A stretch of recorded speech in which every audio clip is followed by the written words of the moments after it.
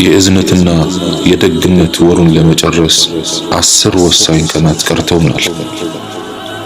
የአላህ መልእክተኛ አለይሂ ሰላቱ ወሰላም እነኚህ 10 ቀናት ሲገቡ ሸርጣቸውን ያጠቁ፣ ቤተሰባቸውን ይቀሰቅሱ፣ ሌሊቱን ሙሉ በዒባዳ ያሳልፉ ነበር።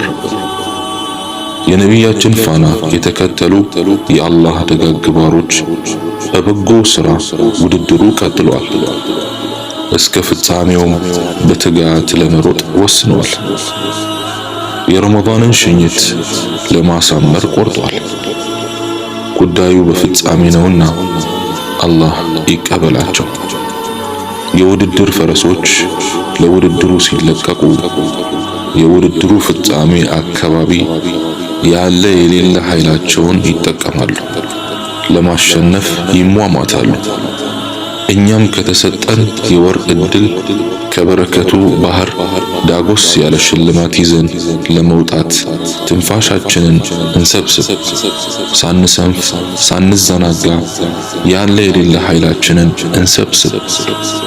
ፍጻሜያችንን ለማሳመር እንትጋ። አላህ ይረዳናል፣ ይሸልመናል ኢንሻአላህ። ሲሰጥ ለማመን በሚቸግርና አስደንጋጭ በሆነ መልኩ የሚሰጥ አላህ ብቻ ነው። አላህ ኻቲማችንን ያሳምረው። አላህ ይቀበላል።